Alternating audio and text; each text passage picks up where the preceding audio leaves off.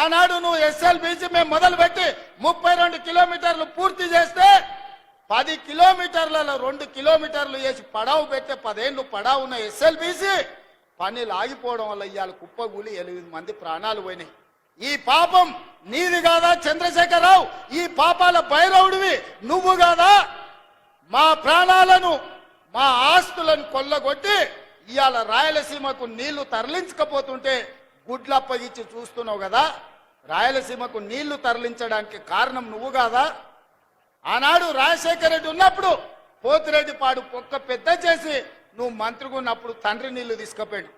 ఇవాళ కొడుకు ముఖ్యమంత్రి అయినాక ప్రగతి భవన్లో పిలిచి పంచపక్ష ప్రమాణాలు పెట్టి రాయలసీమ ఎత్తిపోతల పథకానికి పునాదులేసింది నువ్వు కాదా?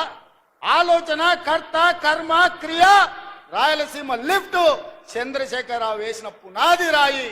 అంతెందుకు మిత్రులారా, నేను గుర్తు చేయదలుచుకుని ఇక్కడున్న మా యువకులకు, రాయలసీమ పోయిండు, రోజమ్మ ఇంటికి పోయిండు, రొయ్యల పులుసు తిన్నాడు. ఏమన్నాడయా? రొయ్యల పులుసు తిని రాయలసీమను రతనాల సీమ చేస్తాన్న సన్నాసోడేవాడని నేను అడుగుతున్నా.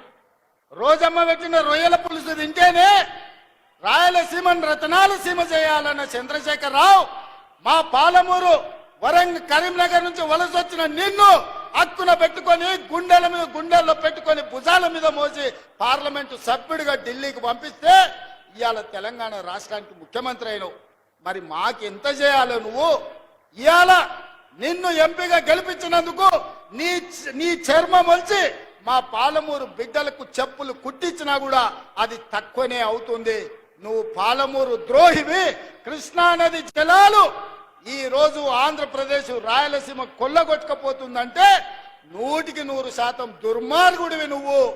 ఈ రోజు 811 టీఎంసీల్లో 512 టీఎంసీలు ఆంధ్రకు తీసుకుపోయినని సంతకం పెట్టిన దుర్మార్గుడివి. ఇవాళ సంతకమే తెలంగాణ రైతాంగానికి యమపాశమై ఈ రోజు మా ప్రాణాలను బలిగొనే పరిస్థితి వచ్చింది. అందుకే ఇవాళ ప్రాజెక్టుల మీద నీళ్ల మీద పడావు పడ్డ పాలమూరు మీద ఇక్కడ పుట్టి ఇక్కడ పెరిగి పుట్టింది అచ్చంపేట్ల, పెరిగింది వనపర్తిలా, గెలిచింది కొడంగల్ల.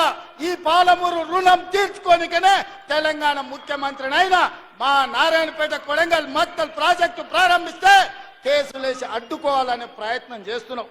ఎస్ఎల్బీసీని పడావు పెడితే పని చేయాలంటే అడ్డం వచ్చి పండుకుంటున్నావు. ఇవాళ మా పాలమూరును పడావు పెట్టిందే నువ్వు చంద్రశేఖరరావు. నిన్ను నమ్మినందుకు మమ్మల్ని నట్టేట ముంచినవు. వెనకటికి పెద్దలు చెప్పినట్టు నమ్మి నానబోస్తే పుచ్చి బుర్రెలైనాయని ఇవాళ చంద్రశేఖరరావు నమ్ముకున్నందుకు పాలమూరు జిల్లా ఎడారిగా మారింది. అందుకే మిత్రులారా, ఇవాళ మీరు ఒక్కసారి ఆలోచన చేయండి. 10 సంవత్సరాలు చంద్రశేఖరరావు ప్రభుత్వం బీఆర్ఎస్ ప్రభుత్వమే ఉన్నది కదా. మీరందరు కలిసి మేఘారెడ్డి, నన్ను, మల్లు రవిని, బట్టి విక్రమార్క గారిని, మధుసూదన్ రెడ్డిని, రాజేష్ను, శంకర్ను ఆశీర్వదించి 5 ఏళ్ల కోసం అధికారం ఇస్తే ఏడాది కాకముందే మమ్మల్ని దిగిపోమంటారు. ఇది న్యాయమా? ఒక్కసారి ఆలోచన చేయండి. 10 ఏళ్ళు మీరే కదా దోసుకున్నది, 10 ఏళ్ళు పాలించింది మీరే కదా, 10 ఏళ్ళు ఏలుకున్నది మీరే, దోసుకున్నది మీరే, 10 ఏళ్ళు అధికారాన్ని అనుభవించింది మీరే. ఒక పాలమూరు రైతు బిడ్డ నల్లమల్ల ప్రాంతం నుంచి తెలంగాణకు ముఖ్యమంత్రి అయితే చూసి ఓర్వలేరా? మీరు, మీ కొడుకులు, మీ మనవళ్ళు మీరు ఏలనిక్క పుడితే మేమేమో ఇవాళ బిచ్చమెత్తుకోవడానికి పుట్టినమా అని నేను అడుగుతున్నా.